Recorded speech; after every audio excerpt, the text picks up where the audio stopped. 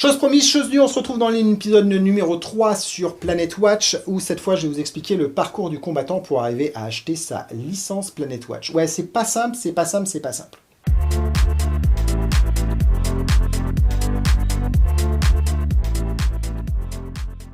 Alors pour acheter sa licence Planet Watch, je vous ai expliqué dans la vidéo précédente que si vous avez une type 3 ou type 4, bah ça vous allez plutôt attendre un peu le dernier moment pour acheter votre licence. Par contre les type 1 et type 2 c'est nécessaire si vous voulez faire finalement du pré-order.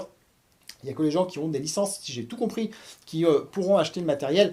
En tout cas pour l'instant, parce que par la suite ça va peut-être évoluer avec plus de matériel disponible, mais aujourd'hui où le matériel est un peu restreint, eh bien il faut passer par ce système de liste d'attente associé au système de licence.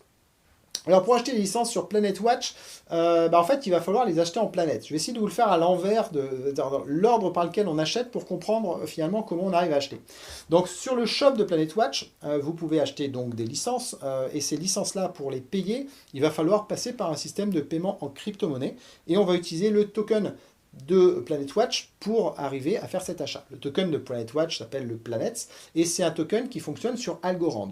Donc en gros pour Algorand, il vous faut une application Algorand par exemple sur votre smartphone avec un wallet Planets dedans qui lui-même a des planètes et quand vous allez passer à l'achat, eh bien le navigateur va vous afficher un QR code. Ce QR code vous allez le flasher avec votre application Algorand et ça va automatiquement faire le transfert de fonds entre votre wallet Planète et le site marchand et vous allez obtenir votre licence de cette façon-là. D'un point de vue de paiement, c'est super cool, c'est vraiment bien fait. Je veux dire, c'est plus facile qu'un paiement carte bleue, donc ça c'est plutôt sympathique. Mais la problématique, c'est d'arriver à mettre des sous sur son wallet Planète. Voilà, c'est pas simple avec Algorand.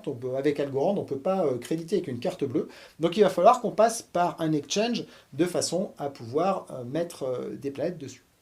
Alors l'exchange qui nous permet de transformer des euros, des dollars ou autres crypto-monnaies en planètes, eh bien c'est Bitfinex. Donc Bitfinex, c'est un exchange que personnellement je ne connaissais pas jusque-là, mais c'est un petit exchange, enfin petit j'en sais rien en fait, mais c'est un exchange qui va avoir un certain nombre de tokens, dont le token Planets. Donc de deux choses l'une, soit vous créez un compte sur Bitfinex et vous faites tout l'enregistrement complet, carte d'identité, reconnaissance faciale et tout le bazar. A priori un peu compliqué sur cet environnement-là, mais moi j'ai fait un enregistrement plutôt simple. Et donc si vous avez fait cet enregistrement-là, je pense que vous pouvez ensuite utiliser votre carte bleue pour aller créditer votre compte sur Bitfinex.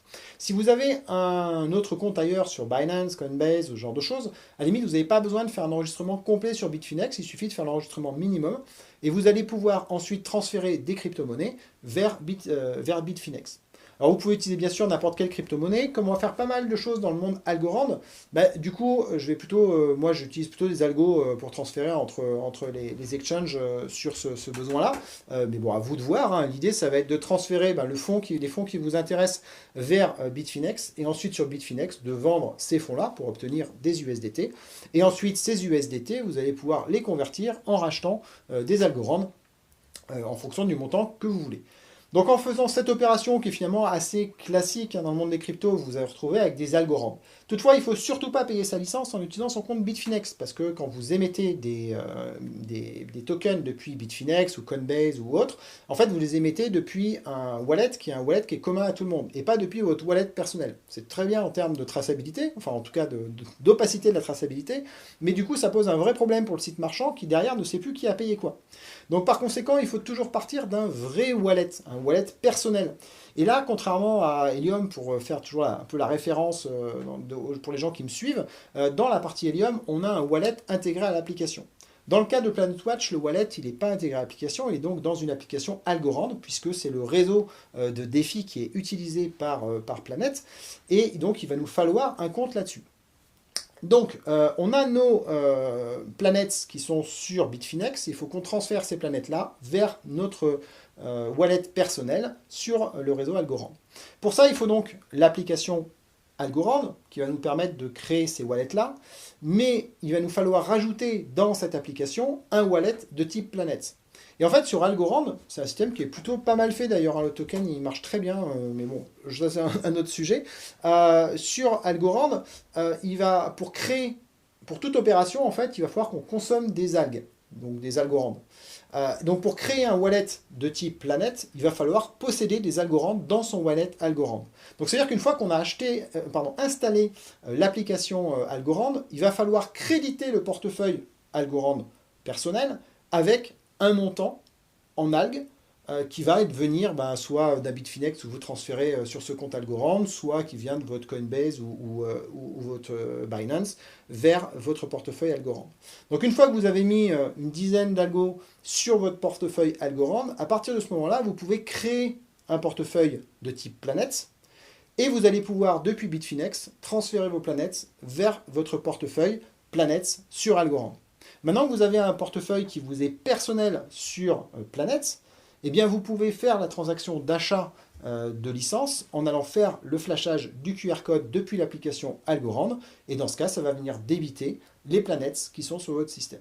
Donc vous voyez, il y a un certain nombre d'étapes à faire. Si je les reprends dans l'ordre où on fait les étapes maintenant, plutôt que les faire dans ce sens-là, en fait, la première étape, ça va consister en général à acheter des Algorand. Déjà, en acheter 10 pour envoyer vers son wallet Algorand, et puis le reste en fonction du montant qu'on veut transférer vers son portefeuille. Donc, par exemple, pour une licence type 4, ça va être 30 €. Donc, on va globalement, on va dire, prendre une quarantaine ou quelque chose comme ça d'Algorand pour les avoir. On va transférer 10 de cela sur un wallet Algorand qu'on aura créé grâce à l'application, et le reste vers Bitfinex. Sur Bitfinex, on va vendre ces Algorand en USDT, racheter des Planets avec les USDT, et on va pouvoir faire ensuite un transfert de ces Planets vers le wallet qui est sur Algorand. Et ensuite, une fois qu'on a fait tout ça, on va aller sur le site marchand, on va exécuter la transaction, et au moment où la transaction va demander le paiement, elle va afficher le QR code, et sur l'application, on ira scanner ce QR code pour exécuter la transaction. Voilà, c'est presque simple, comme vous pouvez le constater, d'arriver à prendre une licence Planète. En tout cas, la deuxième est beaucoup plus facile à apprendre que la première. Voilà, sachez-le. Mais une fois qu'on a réussi ce parcours du combattant, on peut être dans le projet. Alors, il y a un avantage à fait d'avoir un parcours du combattant pour arriver à faire ça, c'est que du coup, la communauté grossit assez vite, mais elle est un peu freinée par cette complexité-là. Et donc, du coup, ça permet aussi d'être early adopter dans le système. Et ça, c'est pas non plus quelque chose qui est forcément totalement négatif pour entrer dans un projet. Il vaut mieux rentrer au projet au début en général.